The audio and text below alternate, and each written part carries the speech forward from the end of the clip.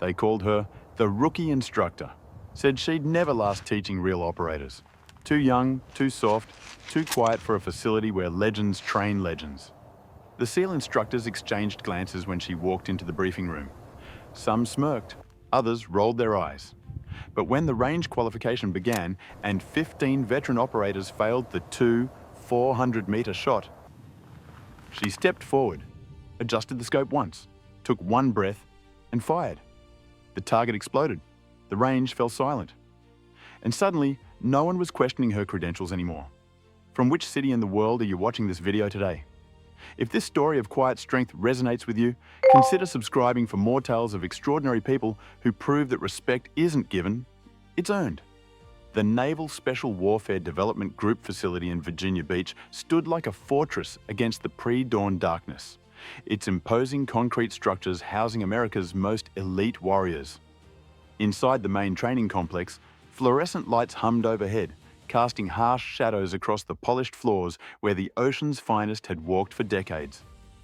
This morning would be different, though none of the 15 veteran SEAL instructors gathering in Conference Room Alpha could have predicted how profoundly. Commander Harrison Webb strode to the front of the room, his weathered face betraying nothing of the unusual circumstances that had brought them together. At 52, Webb had seen 3 decades of naval service, from the muddy fields of Iraq to the mountains of Afghanistan. His chest bore the quiet testimony of a warrior's life, ribbons that spoke of valor without vanity, service without seeking recognition. The scar running from his left temple to his jaw told its own story, one he never shared, but everyone respected. "Gentlemen," Webb began, his voice carrying the authority of absolute command, "we have a new addition to our instructional staff." He paused, allowing the weight of his words to settle over the assembled operators. Effective immediately, Lieutenant Commander Sophia Reynolds will be joining our advanced marksmanship program. A subtle shift rippled through the room. Master Chief Petty Officer Tyler Hoffman, whose silver hair and lined face spoke of 28 years in the teams, exchanged a meaningful glance with Senior Chief Petty Officer Michael Foster. Both men had trained hundreds of operators, molding raw recruits into precision instruments of warfare.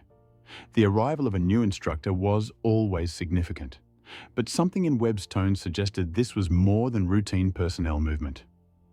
"Where's she coming from?" Hoffman asked, his gravelly voice carrying the weight of genuine curiosity mixed with professional skepticism. "Classified assignment," Webb replied curtly. "That's all you need to know for now." He gestured toward the door. "She'll be here shortly for introductions." Senior Chief Foster leaned back in his chair, arms crossed over his barrel chest. At 45, he had earned his position through a combination of unforgiving standards and an almost supernatural ability to identify potential in the most unlikely candidates. "How much field experience are we talking about, Commander?" "Enough," Webb answered, his tone making it clear that further questions along those lines would not be welcome.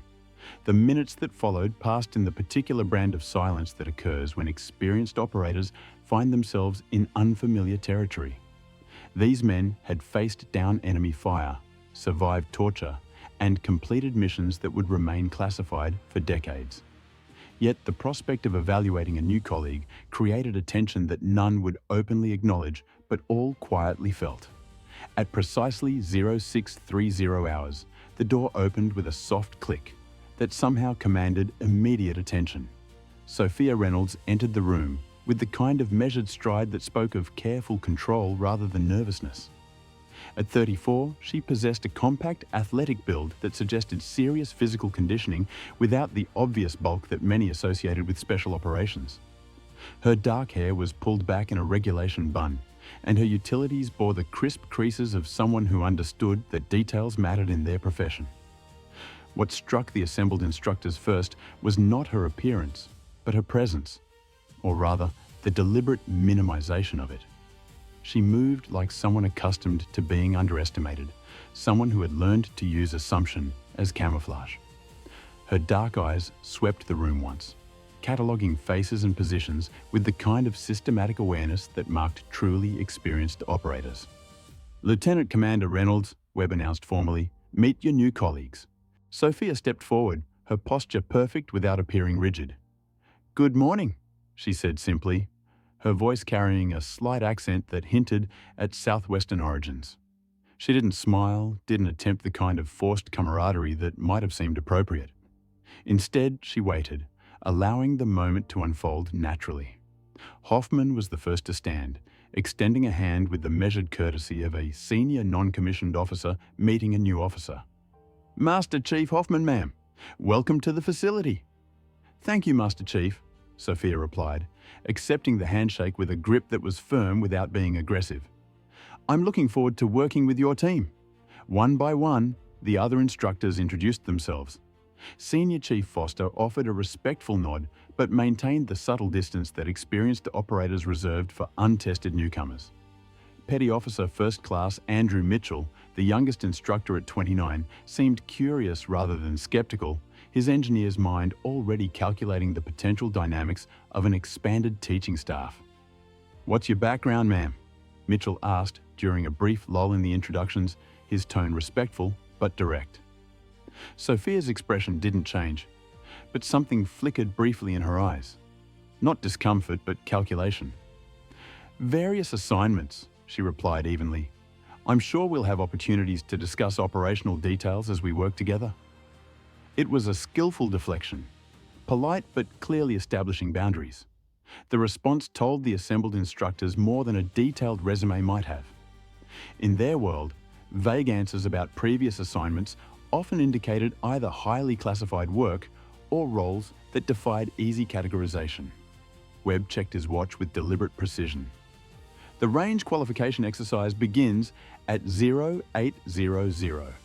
Lieutenant Commander Reynolds will observe this morning's session before beginning her regular duties." He turned to address Sophia directly. "Master Chief Hoffman will provide orientation to our current training protocols." As the meeting dispersed, Sophia found herself walking alongside Hoffman toward the equipment storage area. The Master Chief moved with the steady gait of someone whose body had absorbed decades of punishment but refused to acknowledge limitations. His grey eyes, set in a face that had seen too much to be easily surprised, studied her with professional interest. "Been teaching long?" Hoffman asked as they navigated the corridor lined with photographs of graduating SEAL classes dating back 40 years. "In various capacities," Sophia replied, maintaining the careful neutrality that was becoming her signature. "I understand your program has an exceptional reputation." Hoffman nodded slowly. "We pride ourselves on maintaining standards. The men who go through here need to know their instructors have been where they're going." He paused at the entrance to the armory, his hand resting on the heavy steel door. "Field experience matters in this business." "I couldn't agree more," Sophia said quietly. The armory itself was a testament to American military engineering and firepower.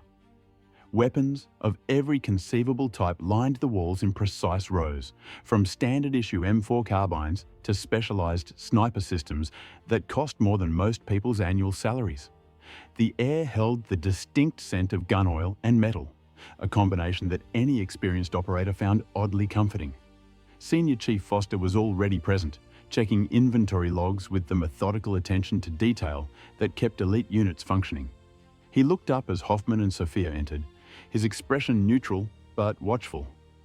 "Morning, Senior Chief," Hoffman called out, showing our new instructor the layout. Foster nodded acknowledgement. "Ma'am, you'll want to familiarize yourself with our inventory system. We maintain accountability down to the individual round." Sophia approached one of the weapon racks, her eyes moving systematically across the displayed firearms.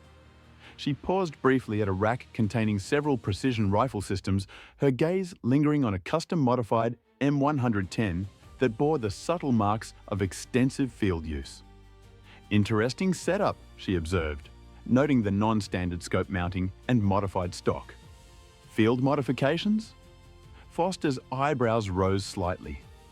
Most officers wouldn't have recognized the subtle alterations, let alone understood their significance. "Iraq, 2018. The operator who carried that rifle made those changes based on operational requirements."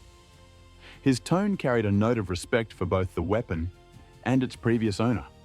Sophia nodded thoughtfully, but made no further comment. Instead, She continued her systematic examination of the armory, occasionally asking brief, specific questions that demonstrated familiarity with the equipment without revealing the extent of her knowledge. At 0745, the three instructors made their way to the outdoor range complex, a sprawling facility that could accommodate everything from close-quarters training to extreme distance precision shooting. The morning air carried the salt tang of nearby ocean mixed with the cordite residue of countless training exercises. In the distance, the sound of helicopters conducting insertion practice provided a constant backdrop to the facility's activities. 15 SEAL operators were already present, conducting equipment checks with the kind of methodical precision that separated elite units from conventional forces. These were not trainees, but experienced operators attending advanced instructor certification, men who would eventually teach the next generation of SEALs. Each possessed combat experience measured in multiple deployments and had survived the kind of selection process that eliminated 90% of candidates. Petty Officer First Class Nathan Brooks, a stocky redhead with arms covered in intricate tattoos, was adjusting the scope on his rifle when he noticed Sophia observing from the instructor platform. He nudged the operator beside him, Petty Officer Second Class Brandon Taylor, whose lean frame and intense green eyes marked him as someone accustomed to precision work. "New instructor," Brooks murmured, his voice carrying just far enough for Taylor to hear. "Think she's ever been downrange?" Taylor glanced briefly toward the platform, where Sophia stood beside Hoffman and Foster. "Hard to tell. Officers can be tricky to read." The conversation, though quiet, carried the kind of professional skepticism that elite units reserved for unknown quantities. These men had learned through experience that competence could not be assumed based on rank or assignment. In their world, credibility was earned through performance under pressure, not administrative credentials. Hoffman stepped forward to address the assembled operators. "Gentlemen, we have a new member of our instructional staff. Lieutenant Commander Reynolds will be observing this morning's qualification exercise." He gestured briefly toward Sophia. "Today's scenario involves precision engagement at extended range under varying environmental conditions. The qualification exercise was designed to test not just marksmanship skills, but the ability to make complex calculations under pressure. Targets had been positioned at distances ranging from 1,200 to 2,400 meters, with environmental factors deliberately chosen to challenge even experienced snipers. Wind patterns were unpredictable, shifting between calm and gusting up to 15 knots. Temperature gradients created thermal layers that would affect bullet trajectory in ways that required instant calculation and adjustment. Sophia positioned herself at the observation platform, her posture relaxed but alert. She watched as the first group of operators began their approach to the firing line, noting the methodical way each man prepared his equipment and calculated environmental variables.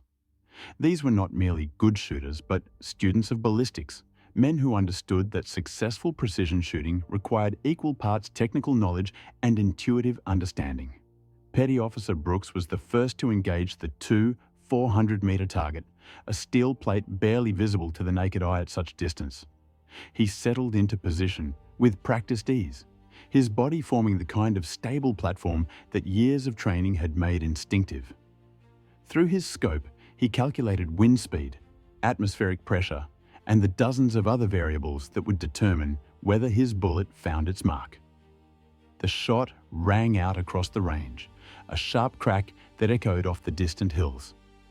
Seconds passed, the time required for a bullet to travel nearly 2.5 miles, before the unmistakable ping of a miss rang out.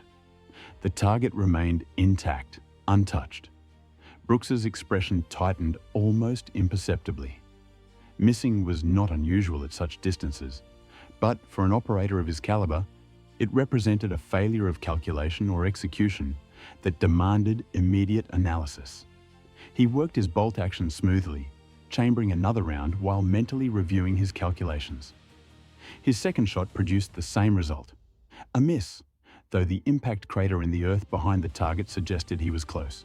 Brooks's jaw set with the kind of determined frustration that marked competitive shooters. He prepared for a third attempt, his movements now carrying a tension that had been absent during his initial approach.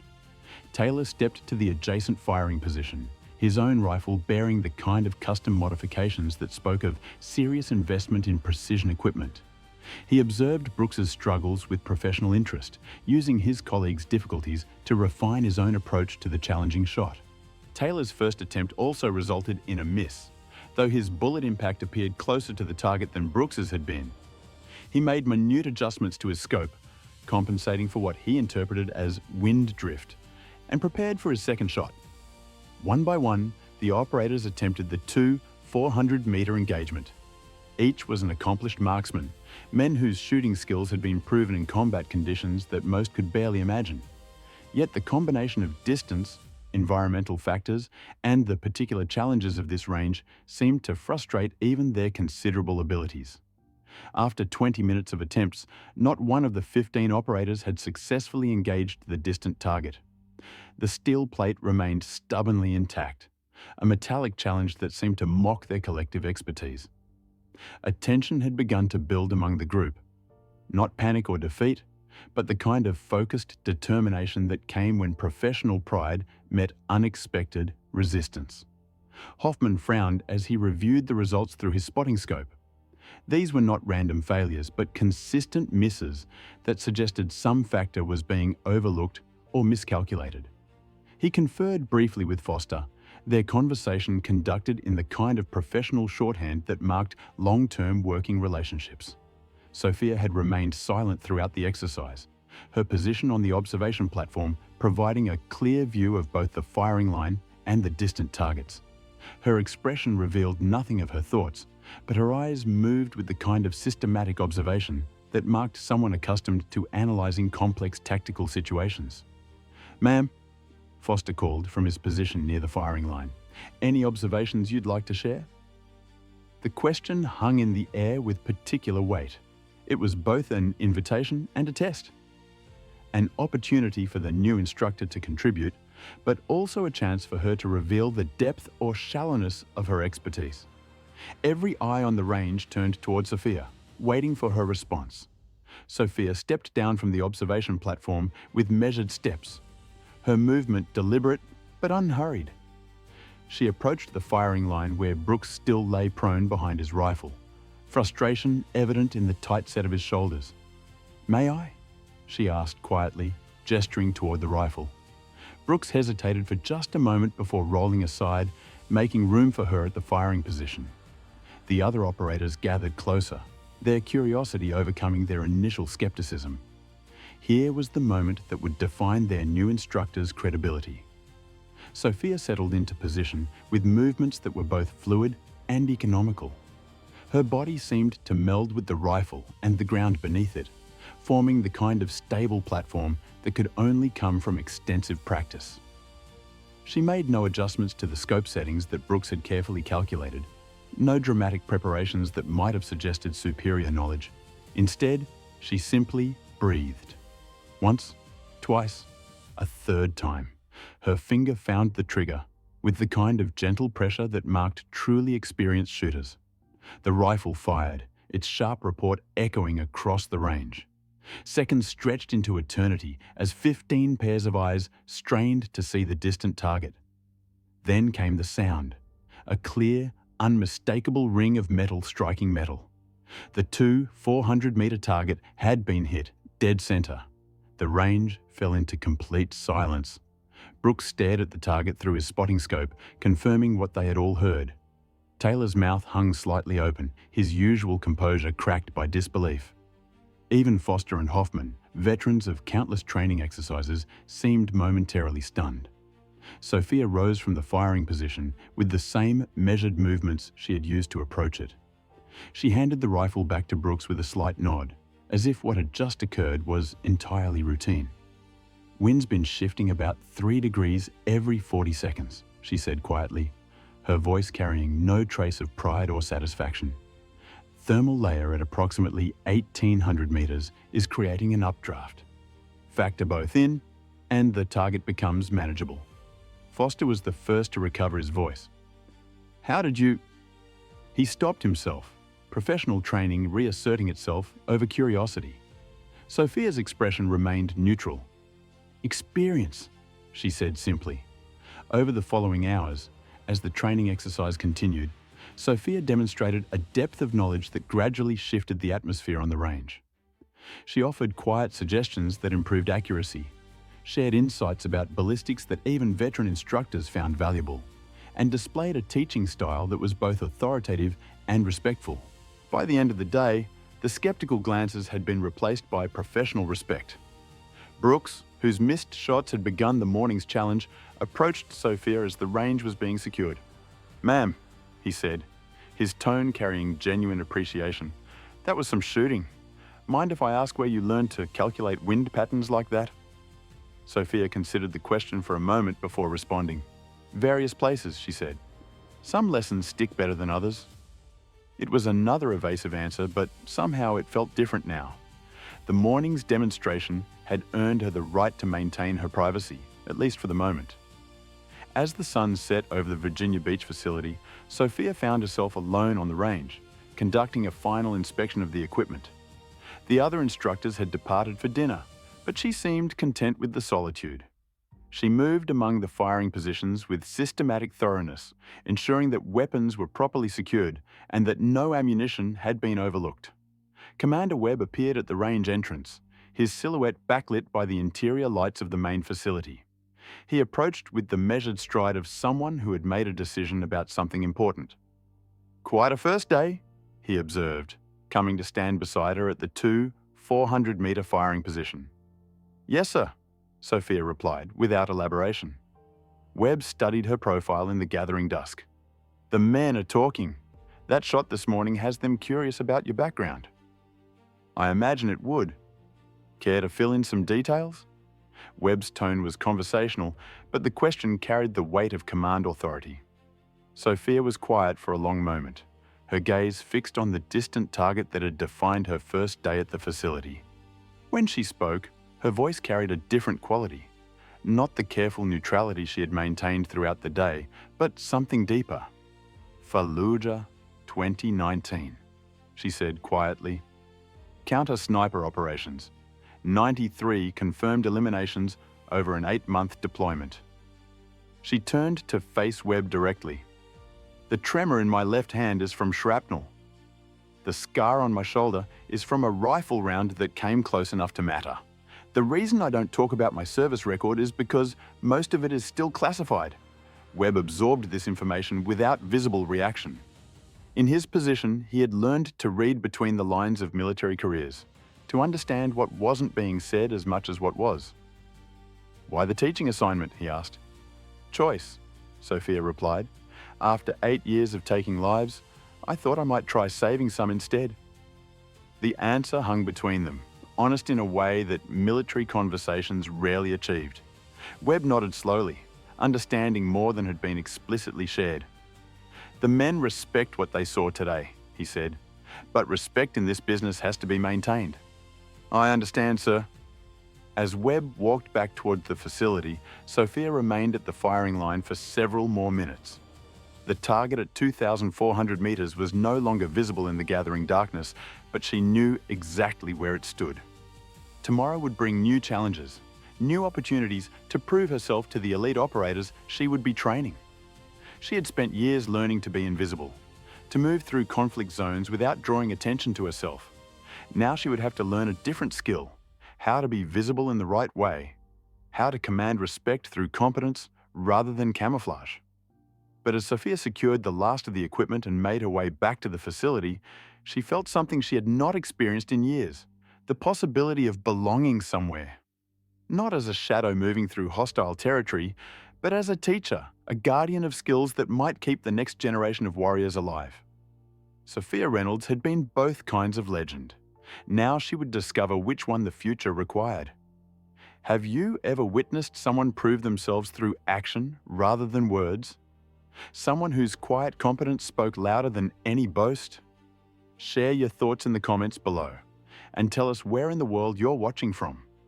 If this story resonated with you, consider subscribing for more tales of extraordinary individuals who change everything around them through skill, dedication, and the courage to step forward when others step back.